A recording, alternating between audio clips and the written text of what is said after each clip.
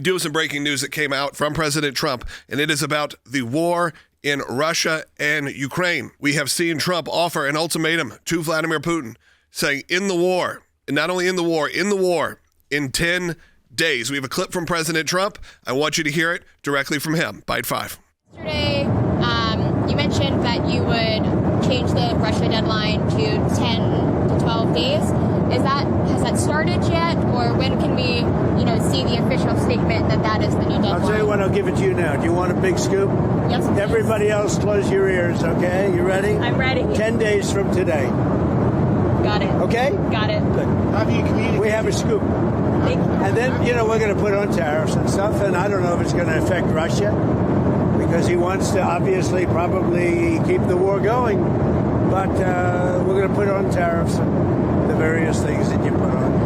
It may or may not affect them, but it could.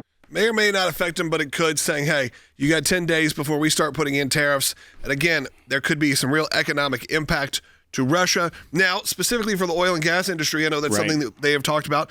We do not do business with them, right? Correct? Right. We don't use Russian oil and gas. So it shouldn't affect our However, gas prices? Europe does. And what we also saw was that President Trump announced this big trade deal with the European Union, and a lot of that would have to do with energy. And we could see that the European Union, if there's sanctions on Russia with that oil and gas, could start leaning more into the U.S. and getting their energy from here. Whenever there's a disruption in the global pipeline of energy, there could be some effects domestically where the price of crude oil goes up around the world, and then therefore that translates back at home. But President Trump has been working on building back up the strategic oil reserves that were decimated under the previous administration. But we're also seeing the reaction out of Russia so far. And what we're seeing is from the former president of Russia. This was the... You may have seen the headline that said, was sparking international meltdown, international outrage. That is because there is some big concern. That's right. So this is from Dmitry Medvedev, who was the third president of Russia. He was this president that was sort of a Putin puppet for a while, that was put in office while they changed their constitution so that Putin could effectively be president for life. But what he put on X was...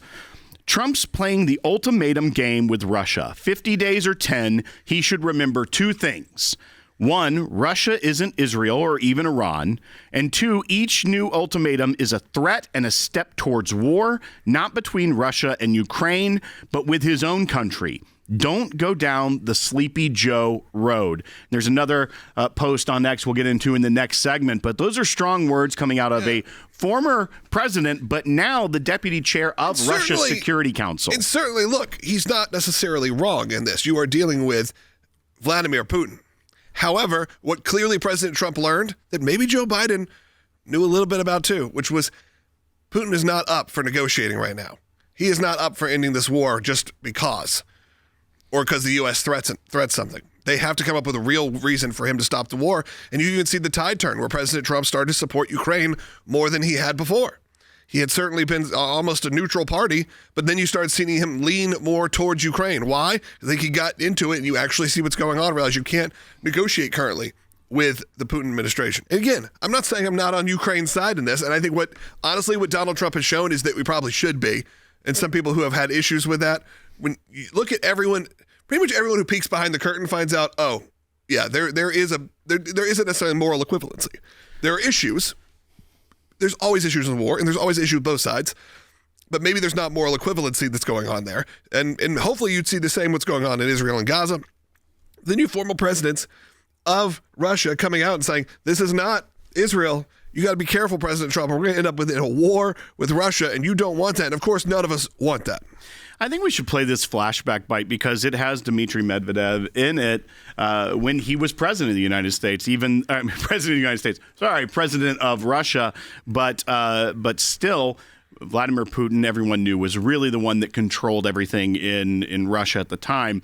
But this is with about 12 years ago, 13 years ago, rather, another U.S. president who liked to look tough about Russia publicly. But there was a hot mic moment we should remind people of as Barack Obama was talking with Dmitry Medvedev about, look, I'm talking tough now, but just wait until I get done with my election. This was the re-election time. This was 2012, so heading into the re-election. My last election. Yeah. After my election, I have more flexibility. Yeah. I understand. I transmit this information to Vladimir and Stanford. And so if you can't hear it clearly, you hear then President Barack Obama, who was running to be reelected. This is why I don't agree with two-term presidencies. I mean, it's true. It's why it's not going to mean anything to anyone. It's never going to happen. Right. I believe in a one-term, 6-year presidency because then you don't have stuff like this. Then you don't have 2 years of running for reelection, and you don't have moments where you have Barack Obama saying, this is my last election. After my election, I will have more flexibility. And then you have the president of Russia going, I understand. I will transmit this information to Vladimir. I mean, what? This was 2012. Which is the most James Bond spy film quote of all time of, I will transmit this information to Vladimir. That's some translation right there, man. I like it. But when you read that or when you see that, you got to remember, sure, that was now 13 years ago. But we were dealing with that situation then. So you had a pretty good relationship with many of these presidents. Then you have such a bad relationship with the Biden administration because they decided just to shut out anyone that they disagreed with, to not sit down and have any of these meetings. And that could fuel the fact that now you have a president, or now you have Vladimir Putin, who is really unwilling to have those negotiations that he would have maybe 5 years ago with President Trump. Right now, we are just a few days left in our 35 years of justice drive. Okay, we're celebrating 35 years of justice, and we're also looking forward to another 35 years of justice, the ACLJ. There have been people who've been with us for a very long time, and one of them is called in right now. This is Heidi in Texas on line 1 that I would love to go to. Heidi, you're on the air. Thank you. I'm a regular listener, so much so that my kids have your phone number memorized because they hear it so often. Me too. Tell them it's fine. You know, if you grow up in it's what happens. But that's awesome, though. Yeah, and a regular donator. But I would like to encourage all listeners to give to the ACLJ's 30 years of justice drive. Think about how different the United States would be today if the ACLJ had not been around the last 35 years. If Jay had not been there to argue the Mergens case, perhaps schools around the country would not allow Bible clubs. If the ACLJ had not been there to argue abortion cases years ago, those briefs and arguments would not have existed for Justice Alito to use in his opinion that overturned Roe v. Wade.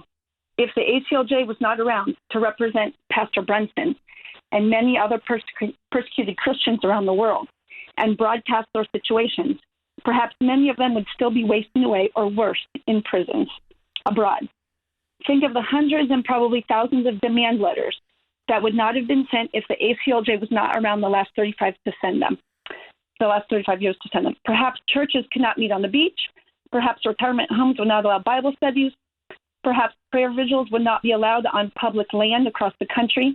And perhaps see you at the poll day would not exist anymore in the United States. Now think about the next 35 years and all the challenges we will face. We cannot even imagine what many of those challenges will be.